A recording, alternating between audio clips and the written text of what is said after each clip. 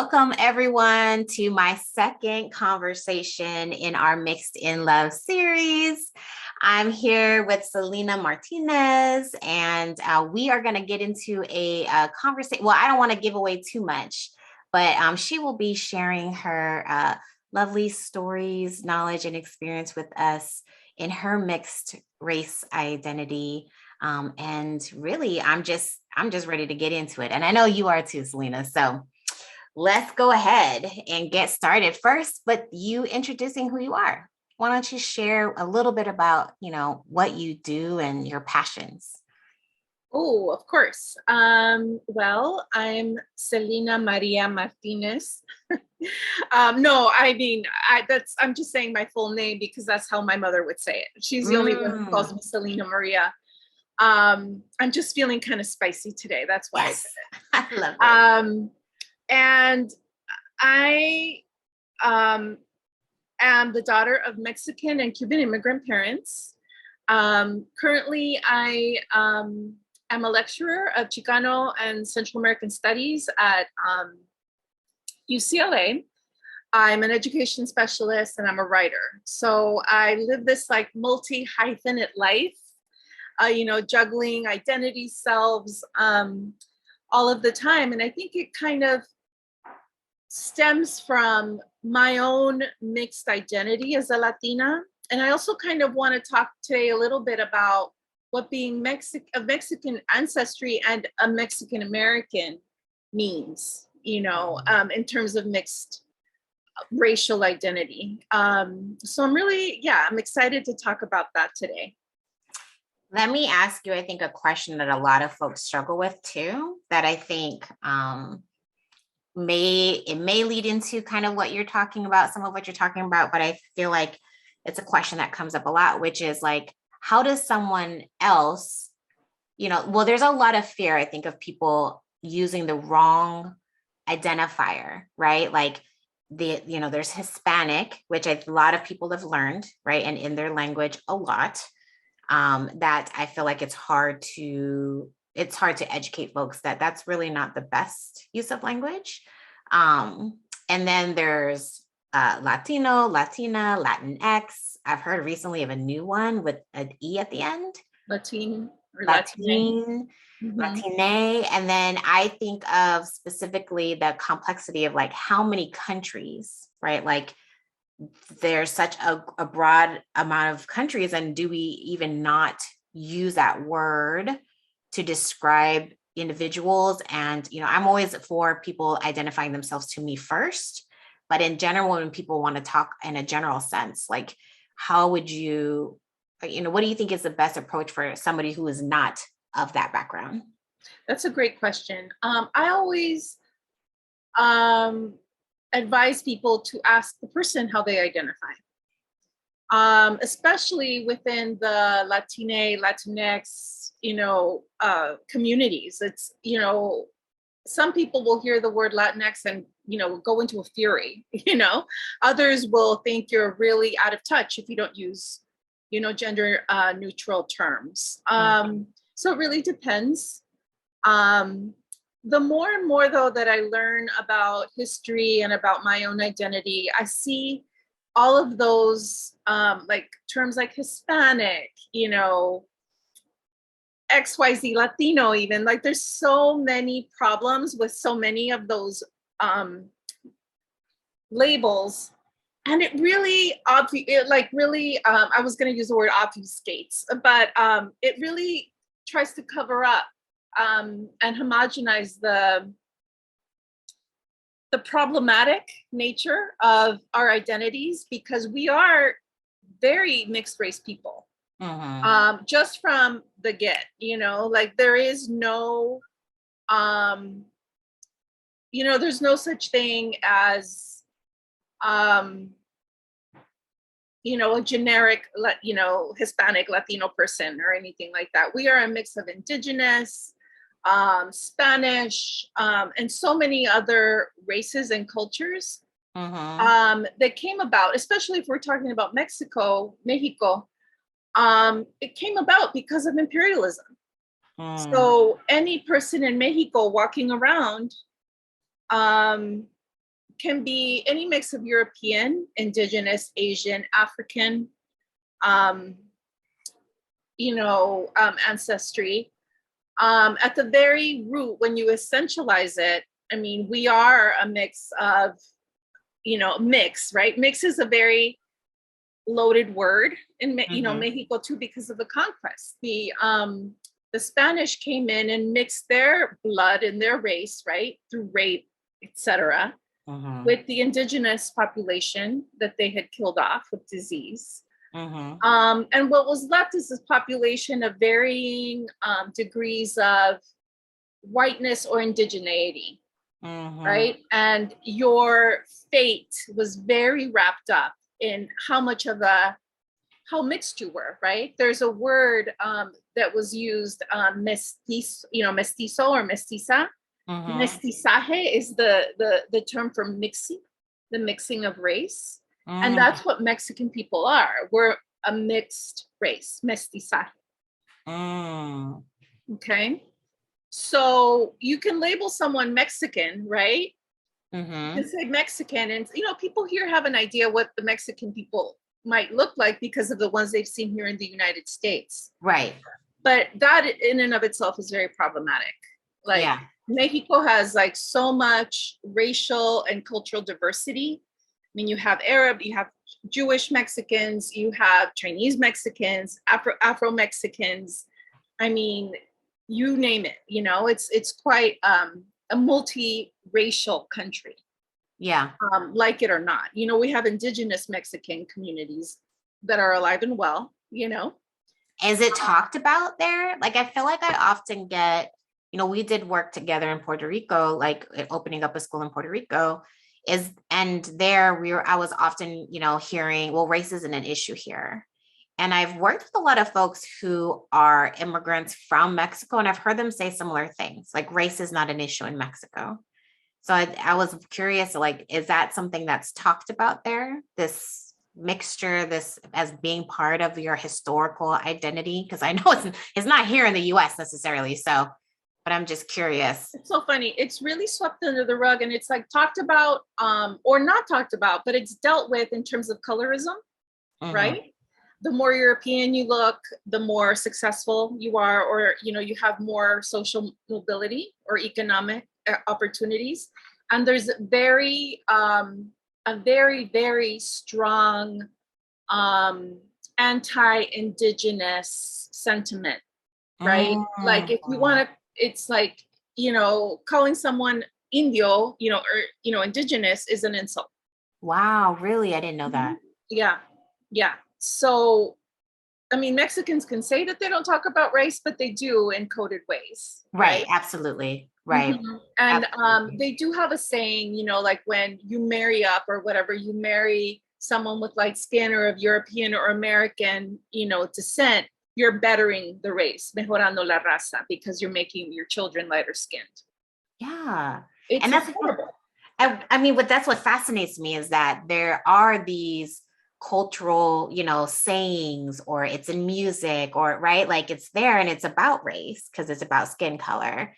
And yet, like, there has been this, like, I don't know, brainwashing to believe that that's not about race, right? Like, no, we're distinctively talking about people's skin color and, white being better, right? Or lighter being better, or like you said, being mixed European being better historically, right? And it's still, I feel like, and I don't know if this has happened in your family, but I know for me being mixed and being part white, like there was comments that I've heard and I continue to hear now about like, oh, they're so beautiful. They have light skin or blue eyes or hazel eyes versus brown eyes, like right from the baby being like first introduced to family. So it's like, it's still ever present in my mind, but for my family to say that they have racist tendencies or anti, blackness or anti-brownness, no, like they would totally disagree with that. Right. But it's been so internalized that it's almost like a non-issue. Right. Right. It's just so automatic. I grew up with a Cuban father too. So my mother is from Mexico. And my dad, was a very light skinned. He had beautiful blue eyes, like just these huge blue eyes. And they met on a blind date, and here in LA. And then they had me and my three sisters. I mean, he always wanted a boy, so he didn't quite get what he expected. But he reminded us every day that he was Cuban and that Cubans are the best, right? I mean, Latinos will do this. It's always like, internalized racism and everything else. But he reminded us that we were better because, we were, or he was better because he was from Cuba. His father was from the Canary Islands, from Spain, right? And there was just this like notion that just because of the association we had with him, that we were somehow better, right? And I'm the lightest skinned of all my sisters, of all my siblings. So therefore, I was the luckiest one, right? Even though I would not call myself the luckiest one. No way was I lucky there. They were so strict and awful. But okay, so this whole association with Spain, especially as a Latino, is really important. I kind of want to break it down first. Like, I just kind of want to go a little bit backwards from my dad, right? Yeah. His father was from the Tenerife, one of the Canary Islands. And those really bright blue eyes that he had were very much like his father's, and his brother's bright green or blue eyes. They're stunning, right? And when I did some research on the family, I'm like the family genius, everything, right? The historian. I went back and interviewed my aunt, and anyway, and then I did further research, and I figured out that the indigenous people of that island in Spain, Tenerife, were called Guanches. Okay, so the indigenous people are called Guanches, and they are descendants of the Berbers from Morocco. Berbers from Morocco. Yeah. So if you Google the Berber people, they are dark-skinned people, but with the bright green and blue eyes. Oh, wow.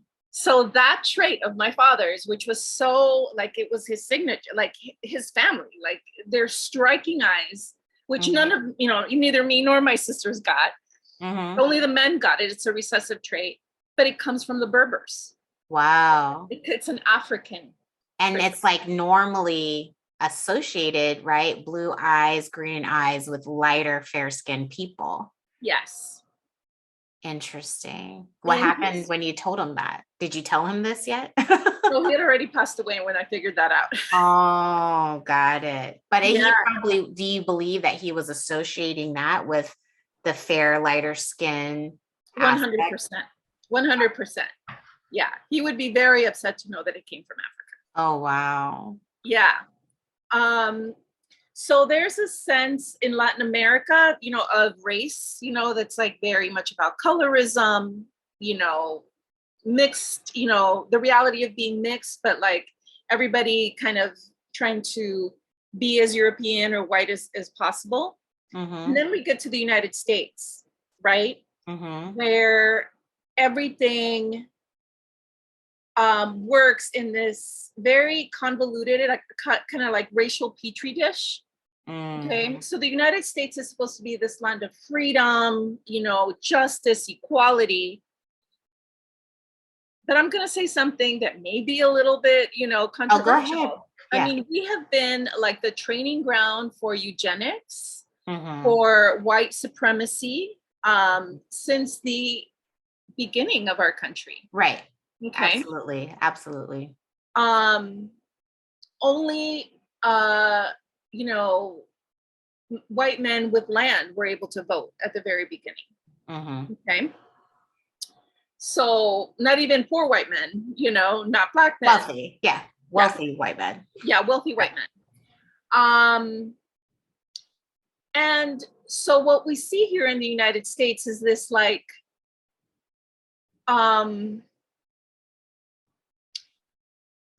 cognitive dissonance, right? We're supposed to be free. We're supposed to be equal here, but we have our own set of rules that we have to live by, right?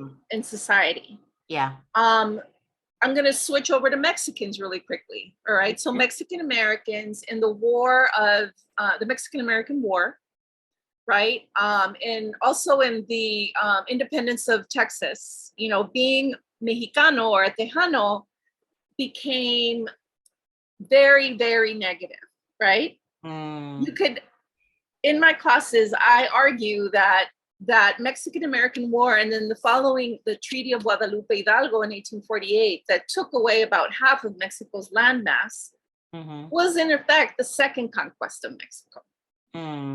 Okay, so half of Mexico was wiped out and given to the United States. Right, right. But then what happened is that, you know, Mexicans or Mexican Americans here were supposed to be granted citizenship. You know, as part of the deal, also with, you know, the whole Texas thing. But the racism and violence that they suffered was so intense that many people didn't actually apply to be a citizen because they knew that it wouldn't matter, that you are still going to be treated, quote unquote, like a Mexican. Right. Yeah. So what I see here is, you know, being treated poorly for race, right? There's definitely racism, but then we start looking at the intersectional things, right? Like gender, the economic, you know, class that you live in. Language. I was crucified for language, basically. I went into kindergarten speaking only Spanish. And I mean, that was not a good time. Now I'm really grateful for it. But back then, I mean, I was called all kinds of horrible names. And that didn't really stop. Even when I learned English, I was still called like a beaner and a wetback by guys in high school that were in my AP classes. And that's like specifically, do you feel like you were specifically targeted or identified as being Cuban or Mexican, and therefore like you were named certain things by different communities or different individuals? Or did people just kind of make assumptions about who you were because you spoke Spanish? Like, kind of like, how did this mixed race, like, you know, were you torn, or like, were you receiving different like racisms, you know, like stereotypes based off of being from two different places? I'm just curious about that. Absolutely. It's really complex. Some people thought that because I'm light skinned, but I speak Spanish and I have a Spanish surname, right? I mean, first of all, to get into AP classes, that was like not a space for Latino people. And they let me know that I had to like earn my way in. And then once I did, some people thought I was half white, that the only way I could have made it in is because I was half white. I was like, no, I'm full-blooded Hispanic or whatever, Latina. Yeah. Other people, just because my name is Martinez, I mean, were just kind of putting it on me that I was, you know, a wetback, blah, blah, blah, you know, an alien, right? They were taking all of the racism that they heard in the media and film, on the news, and just kind of putting it on me. Right. You know, because I was the only like visible Latina, you know, in that circle, right? In that part of the school, that space. There's also something about being a visible Latina and an invisible Latina. Tell me what you mean by that. So the only other Mexican woman or, you know, female in my classes was my friend, but she looked Asian. Because she was from the part of Mexico, like the Yucatan, which is very Mayan. And so her features looked a little bit, she hung, you know, Asian. She hung out with the Asian girls and her last name was Eck. Oh, wow. Nobody could figure it out. They didn't, nobody, like they left her alone, you know? Interesting. Yeah. But she and I ended up going to college together and lived in the same dorm. And, you know, she was just as Mexican as I am. Right. Or family.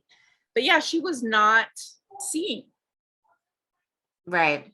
Wow. As a Latina. So there's also some, I mean, very light-skinned, you know, Latinos that just, you would never know that they're, you know, Latino. Like one of my nieces is, I mean, blonde and has green eyes. Yeah. Yeah. And so did you experience, because you weren't, and is that your Cuban side? of your family that has the blonde hair, like family Oh, members? my sister married an Anglo guy, so that's why that happened. Got But it. Okay. yes, I mean, the very light-skinned, blue-eyed is the Cuban side.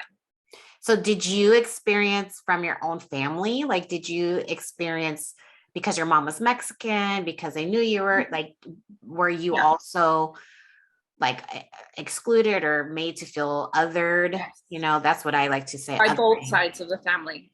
by both So sides of the family. yeah, the Mexican side really didn't like it that my mother hadn't gone off and married a Cuban. Like that was such a weird thing for her to do. Hmm. And they said all kinds of terrible things, and they I mean horrible racist things really. Mhm. They're all from a, more like a closed off ranch mentality, so they were not very open people. And even though my father I mean, was white looking, they said terrible things. I don't even want to repeat them. Right. But we were always made to feel othered By both sides of your family. by both sides of the family. The Cuban side thought that we were all Indians because my mother was Mexican, When you you know, say Indians, you mean like indigenous, okay, gotcha. Okay. right? Like, oh, look at your dark hair, because they all dye their hair blonde, like, oh, look at your dark hair, you keep your dark hair, you know. They called my niece, my sister's daughter, who's full Mexican, they called her a little Indian. Oh Oh, my look, it's so God. cute. She's a little Indian. And it's terrible because they say it as though it's an endearment, Yeah. right? And I even me catching myself like hitting my head and laughing about it. It's, I think it's just a mechanism, I think that a lot of us learn, which is like it's just so familiar. It just happens so frequently, like for mixed individuals to experience comments like that Mm-hmm. and for it to come from our aunties and our family, um, that this is my reaction versus like that's actually really painful. Like you said, you don't even want to repeat some of the things that have been said, and I'm sure that's because it's caused so much harm, right? So much harm. And Yeah. especially when I feel like people are talking about people who you love, right? Like, and it's people who you love that are saying these things or that should be loving towards you saying these things. Yeah. And is that what kind of fueled you? Like, because I know your studies are in Chicana studies, Chicano studies. I don't want to like Yeah. be incorrect, but like, was there something in your childhood? And I know you're a writer, so you've written a lot about your childhood and your family and those stories that are connected. But is that what kind of has fueled your passion in research and history into your Mexican like ancestry? Because was that an identity that wasn't really loved on? You know what I mean? Like because I can hear your father was making sure you were a proud Cuban or that there was pride in your Mm-hmm. Cuban identity, but I'm not sure if your Mexican identity was also like given love and like a lot of, I don't know what the right word is, but Yeah. like Yeah. Encouraged. nurturing. Yeah. Yeah. Nurture. That's an excellent question. So when I went away to college, I went to Stanford. Um, my parents didn't even know what Stanford was when, I got, it was just, that's a whole story. I won a Pepsi scholarship to attend Stanford. And so part of it was that, that you had to like film a commercial that aired on the Spanish station, which I did, thanking Pepsi for for my scholarship, and that I was going to go study law at Stanford. And so I became like somewhat like famous for like a week. And my dad then was all proud, right? Mm-hmm. But then what ended up happening when I went away to college is that I lived in a Chicano dorm, in Mexican American dorm. I started becoming involved in like the student groups and student politics. I became part of People's Platform, which was a multiracial, multi-ethnic, like liberal student group. And, we did all kinds of stuff. We fought for ethnic studies on campus. I became part of the Ballet Folklorico. What is that? The Mexican folkloric dance troupe. Oh. Yeah. I really went all in. And it was like I discovered a home that I never had. Yeah. I wrote my first short story in freshman English. And it was like the memory came back to me and it had been buried, but it was basically when a story about going to Save-On, which was kind of like a Rite Aid. Oh, I remember Save-Ons. Yeah, that's right. And they had the best, okay, by the way, they had the best office supply aisle ever. I would just stay there, and the makeup aisles. I would just stay like, wow. I was like fascinated. You didn't need to like worry about me. You could just put me in that aisle and I'd be like there for hours looking at everything. Yeah. But so one day I was like about, I don't know, 5 years old, I think. We were down in the aisle, like where there was like automotive stuff, my mother and I, and it was just she and I. And I started looking through, like, there were like these floor mats, kind of hanging up like in this little rack. And I was small enough that I could fit under the floor, floor mats and kind of make them sway, kind of go through them like I was like going through a car wash. Yeah, yeah. And so this little African-American girl sees what I'm doing and she joins me. So we start playing, both of us. So we start making these floor mats go faster, right? And I had never seen anybody like her, and she had like her little the word is coming to me in Spanish, but her little like ponytails with the clips. Say it in Spanish. You can say it in Spanish. Her little like colitas, like she had little like things, and then like plastic barrettes and like ponytail holders of different colors. And I was like, oh my God, that's so cool, right? So we became instant best friends, and we were giggling and running. We barely had time to even look at each other. So it didn't last very long. It was like, I don't know, maybe a minute. And then our mothers both kind of see what we're doing, because we're starting to laugh a little bit loud. And my mother said it at the same time that the African-American lady said it. They both said the same thing at the same time, but in different languages. And I understood them both. So my mom said, well, they both said, don't play with her, you're better than her.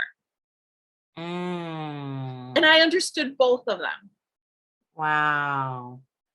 And we both like stopped dead in our tracks. And, we were both like yanked away from each other.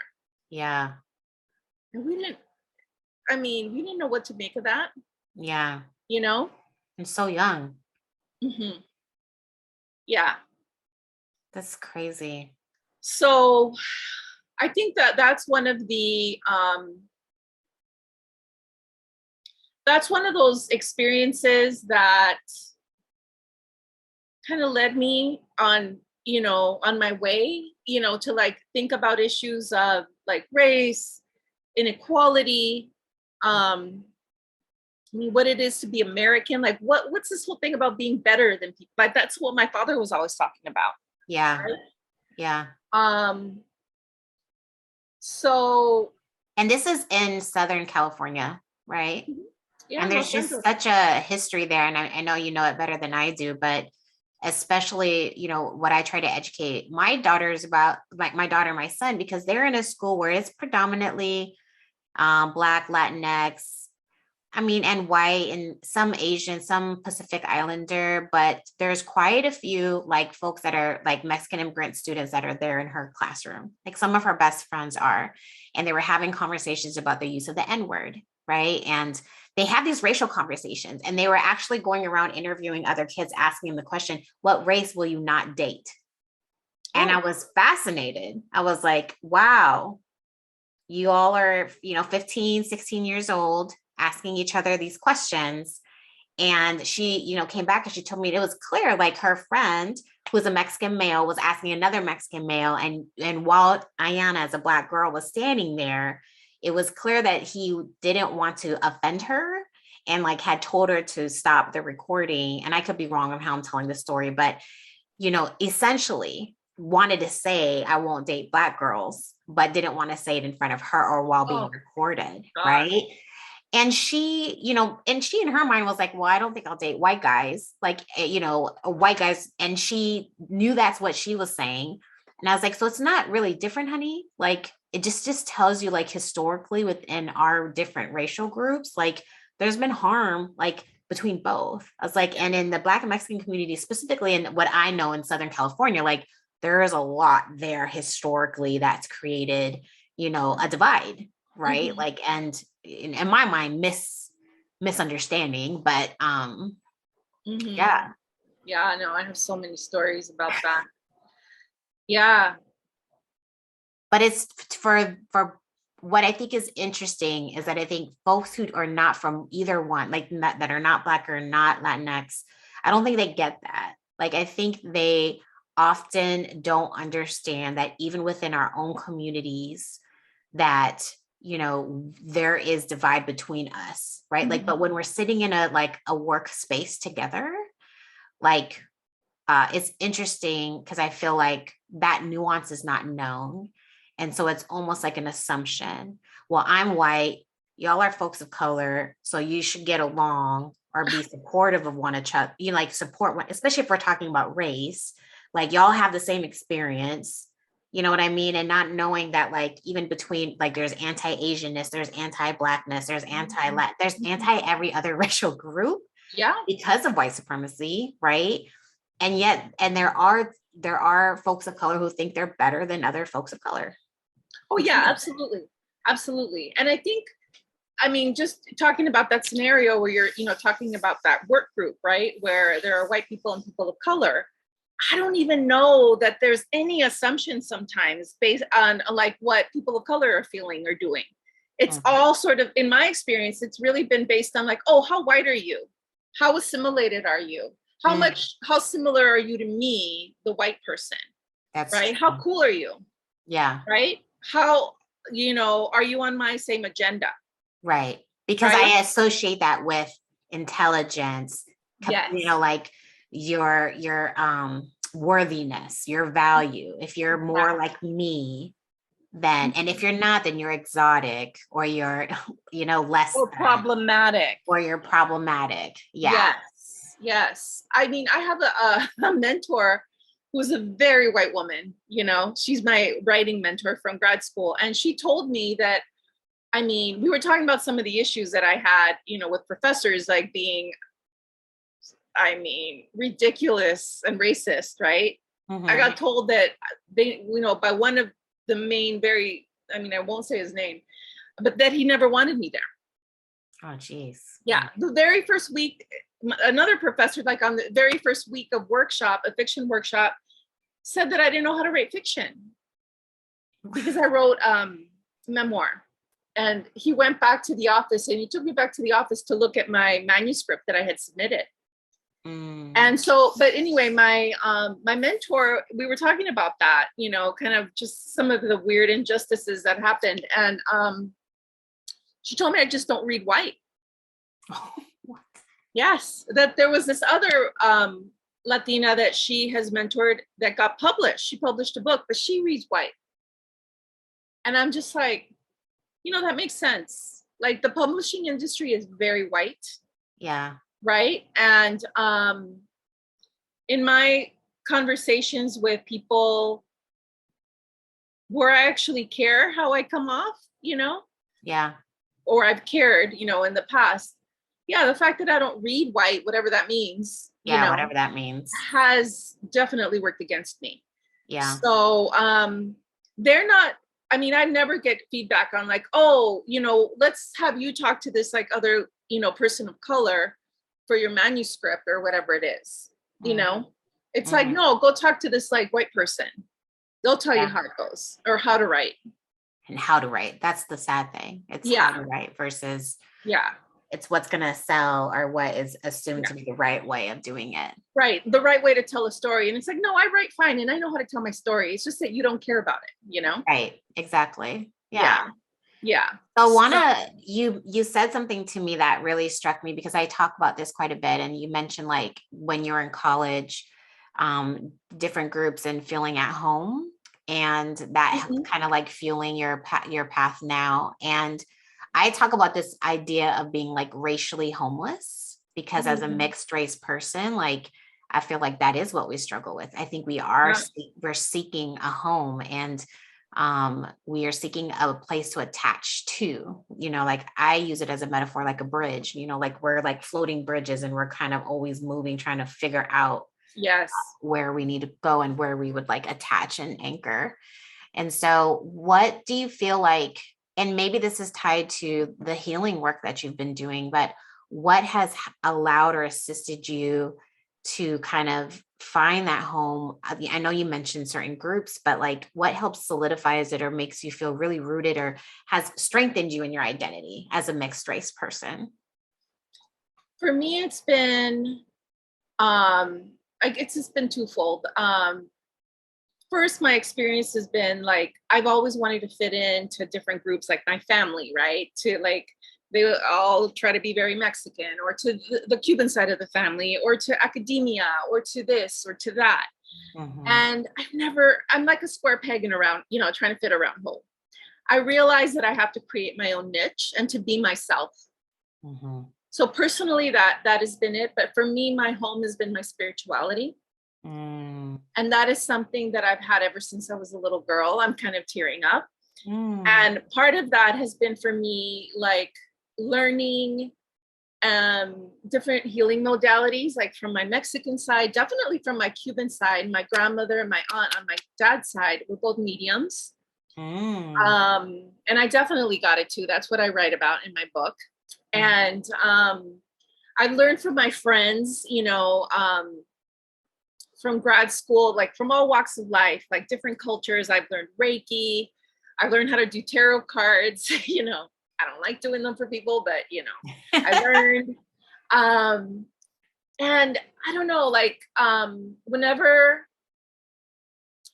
I've gone through like some really hard times in my life, and my friends have gotten me through, like my spirituality's gotten me through. So that's really the only thing that kind of keeps me, I feel, whole, but I'm still working on that, on like creating my own niche in the world and taking up my space, the space that belongs to me. Yeah. Feeling like where I live is my home, like this space, my classroom, like as a teacher, especially at UCLA, I create a space that's very different from most college classrooms, according to my students, right? I'm very interdisciplinary, just like I'm mixed race. I'm also interdisciplinary, right? My training is in education and creative writing and history and American studies and, all kinds of stuff. And I encourage them to be interdisciplinary and to bring themselves, right, into their work, just like I've had to. Yeah. Yeah. And I think what's beautiful about that is that you're taking your own experience and you're creating a pathway and an opening for others to bring themselves into into their learning process, like their identities into their learning process. Yes. But it also is like, it's like permission. I feel like college is, I wish it would happen sooner for our younger kids, right? But I feel like it is this opportunity where adults like you who really can kind of crack us open to like, no, you have permission to be who you are, because we've just spent 12 years being told in high school or whatever that we're not, like, we can't be this way and we have to be this way in order to fit in. And then oftentimes possibly having like opportunities where someone like you can come in and grant permission, like to be authentic to who they are. And to learn who they are. Like my father told me his life story when I was in like my early 20s. We were driving up to my sister's graduation at UC Berkeley, and we were driving all night, and he told me his life story, and it was like suddenly I got like the code, like everything became very clear who I am, right? And why all of these things had happened to me, and it just put my whole life into perspective. Right. And I wanted to give that to my students, so I had them do oral histories of like someone in their family, regardless of their culture. Like not all of them are Chicano, so like, we got some oral histories about Eastern Europe, right? Africa, being African American, being Iranian, but a lot of stories from, our Mexican American students or Central American students. And Mm-hmm. they have never had the permission, Mm-hmm. right, to bring that part of themselves and their history into academia. Yeah. And I'm just like, oh, this is like such a learning. It's like almost like an initiation into knowing yourself and being yourself in society. Yeah. Yeah. It's having that part of yourself, like you said, nurtured and given some love. Right.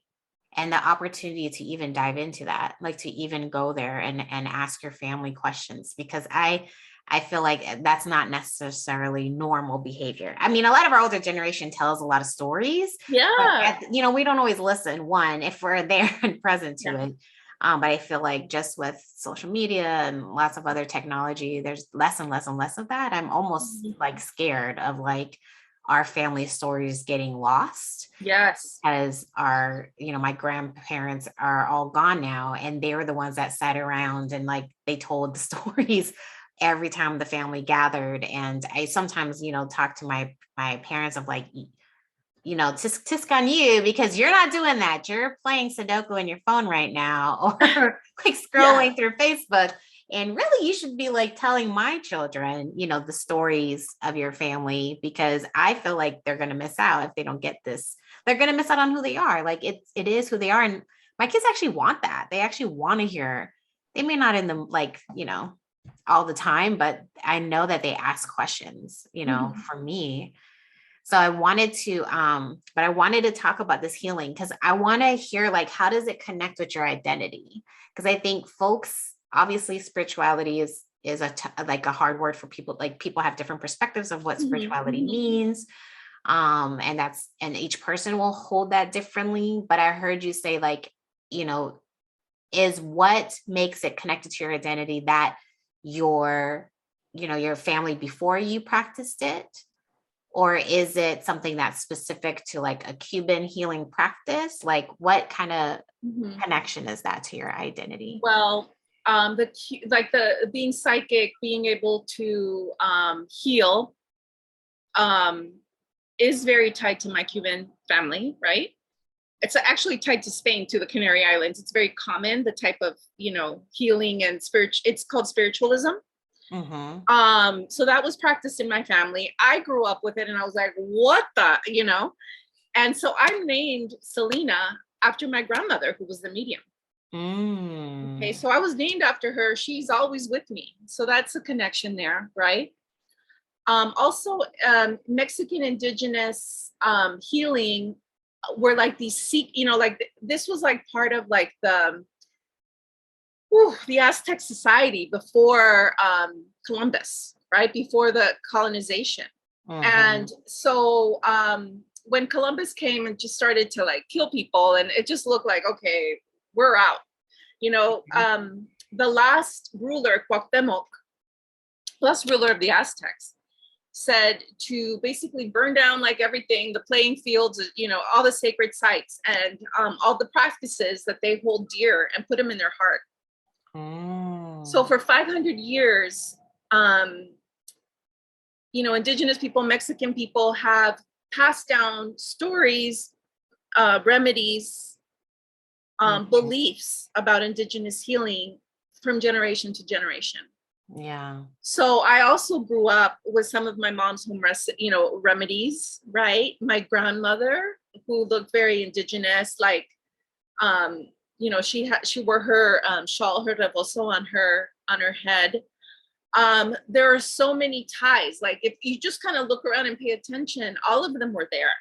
And so I recently started learning more and more about the Mexican side of healing through my friend who's a curandera, or an indigenous healer. I've been working with her. And it's not something like you go and you get a degree in that, right? It's like this ancient knowledge. It takes a lifetime to learn, right? So I hold that, like, so much respect for that, but I know that it's also part of me. And so I started I've always been interested in spirituality. I've done healing work. I've done Reiki here and there, but it's kind of like I've been closeted about it And Mm. as part of reclaiming my identity and who I am, Mm-hmm. I started doing some healings for groups, like visualization, like the type of healing that I'm really good at. Mm-hmm. You know, it's kind of my own remix of everything. And Mm-hmm. I call my business name is Mestiza. So Metzli is the name for the moon god or goddess. Okay, which coincidentally, my name Celina also means moon. Oh. So I feel like it's my name in, Yeah. Nahuatl. And then Mestiza is mixed, Mm-hmm. right?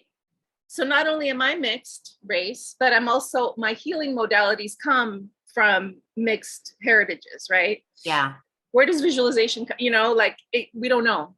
Yeah. So, but everybody, brings it in. I do a lot of meditation. I do like Reiki work, psychic stuff comes through. I mean, just a lot of different things that it's just a mashup, just like me. Mm-hmm. Yeah. Yeah. Right. So it mirrors my racial identity, I think, in a lot of ways. Mm-hmm. And yeah.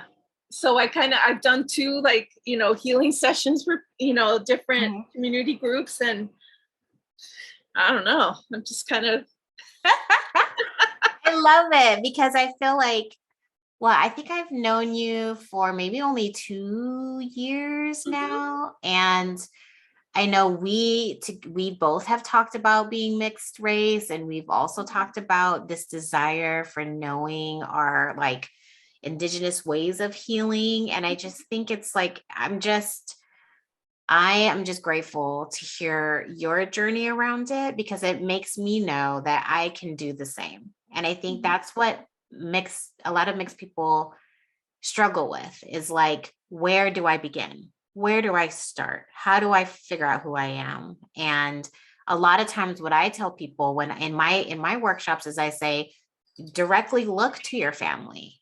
Like look like what you just said. Sometimes it's all around you, you don't even know. Like mhm, how my family makes a particular recipe, how they wash their pots, how we wash our clothes. Like some of those things, like I hang a lot of my clothes to dry. Well, I know that my mother hung her clothes to dry in Hawaii. And then her grandmother, like mhm, probably hung her clothes in the Philippines. Like there's different things that like when you are, I think, tapped into your spiritualness and you are tapped into like those that come before you, your ancestors and your family, and you start to connect the ways of being, the little things that you're doing, it does help you know like they are still here. They're through, like it's been ingrained in you down to a cellular level, mhm. of like, and then sometimes not even knowing, but when we take the time to learn, gather those oral histories and gather those symbols, those practices, those traditions, like that is the healing process and it can Oh, be done. yes, yes. And it can be so unexpected. We have time Mhm. for one more story. Yes, yes. So one of the symbols of healing for me, ironically, was a bunny. A bunny. A bunny. I was actually driving. I live in an urban, area, a city, and I was like waiting at a light, and there were these two young girls like trying to take a picture of something, and I was like, "What is that?" There was like a little library there, but it was actually at the corner where there's a community garden. Hmm. And they weren't looking at the library, they were looking at a bunny in the community garden. It was like the biggest, fattest, cutest bunny I've ever seen, with the Oh. biggest, pinkest ears. Oh. And I just looked at it and I felt like this joy, like immense, like joy, like completely streaming from my heart. And I'm Wow. like, oh, bunnies are cute, but why? Right? Right. All this love and joy is streaming through my body right now. Yeah. And I was like, okay, let me look into this a little bit. So Hmm. then, just like coincidentally, I was actually reading about, you know, mythology of the Aztecs, Hmm. and Metzli, right? Like the moon, representation of the moon goddess or god is like a rabbit sitting inside a moon. Oh, And wow. yeah, there's this whole legend, right? Or origin story of the moon that is kind of about how once the sun and the moon were equally powerful and bright, gods, they were equally as bright, and we couldn't have that. The sun got mad and threw a rabbit at the moon, and that's why you see a rabbit in the moon. Wow. So that actually became part of my logo for my healing business, is like there's a big heart and then there's a little white bunny. Yeah. But I think, well, one, now that because there's bunnies in my yards all the time. Now I'm going to think of you every time I see these bunnies. But the other thing I think is really important to notice is that like, you have to be in tune to your body to have had that healing opportunity, right? That gift, really, it's like really a gift because it's like a reconnection. Like you're remembering like a connection, to your identity, and it like builds this identity and it makes you stronger. And I think more powerful. Right. And I feel like what I want folks to know, or especially mixed folks, is like, you can easily be out of your body all the time. Yes. Right. Because you are constantly having to like alter yourself, edit yourself, like try, like you said, right. Like try to fit in. And then, that causes depression and anxiety and like isolation and feeling lost, and feeling like there's something missing. And I talk to people about like this missing is like a gaping hole. Yes. And it's like, we want to ignore and avoid it because nobody talks about it. Like our families don't talk about it. Right. And so we don't even know what's missing. We don't even know it's there. We just, there's a sense of loss. And I think if we don't take care of ourselves, if we don't actually put our healing as a priority, right? Like our bodies are never going to be in tune to like receive and be aware of these messages around us that could be trying to help us find our way. Absolutely. Right. So I just, when you said that, I was like, yeah, well, like you said, you've done healing work, and a lot of it's been like physical, like Reiki, like that's physical body work. Right. And if maybe you haven't done that, you might've never received that reaction, like notice the way that your body was responding, like singing, right? Basically to the bunny, to even know and further like get, on your path, and I want people to know like your health is so important, like that healing does so much for your body, and it'll just continue to be how you can like continue on your journey of getting more connected, more authentic, more discovery of yourself. And just continue to heal. Absolutely. And I would even say that some of that gaping hole or some of the physical symptoms and that emptiness that we mixed people feel, right, can be actual like generational trauma or,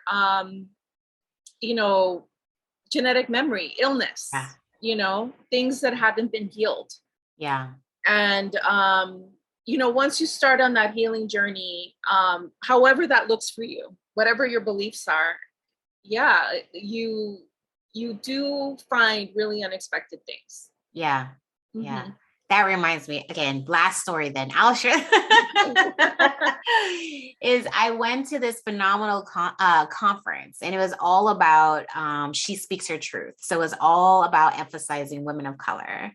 And I was so healed, like from so many different aspects, different workshops I had done, a play that I watched, I was like crying for most of this conference, right? And tears were so healing that, when I got back, I was in a bookstore and happened to find this gigantic, and I bought it. It's in my son's room. It was it was like an artist who like went around the country and like drew Native American people. And in there, I found this Osage woman, which is my tribe. And gosh, I can't remember her name, but I found her and I read her story and about how she went to France and she did all these things, and she was like an orator, and she spoke about her not that she was kind of forced to, but like she like just the story of her. I was like, I didn't know that she existed prior to that. And I do believe like being healed, like when I was in that bookstore, similar to you, I was like, oh, I feel like my world is being flipped right now. Just finding this story in this book, like I feel like so much more connected, like to my identity, and like proud in that moment. Like I am a proud Osage woman. Look where I come from, So it's just like you said, it's like now, and I'm remembering that, and I totally forgot about that from listening to you. So I feel like this is why it's so important to hear people's stories. So so thank you, because that brought that memory back for me. Oh, I'm so happy. Well, talking to you, it feels like being home. So working with Oh, you, being around you, but definitely talking with you right now today, I mhm. feel at home. Oh, Thank thank you. you. Me Mhm. too. I love being around you, even though it's been all through the computer. I know. We've never met in person. Yes.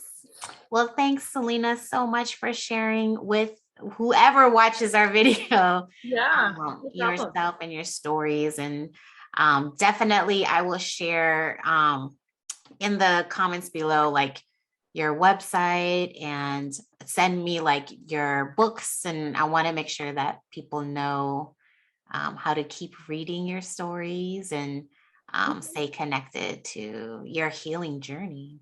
So Okay. thank you so much. Any final words? Oh, thank you. Thank you so much.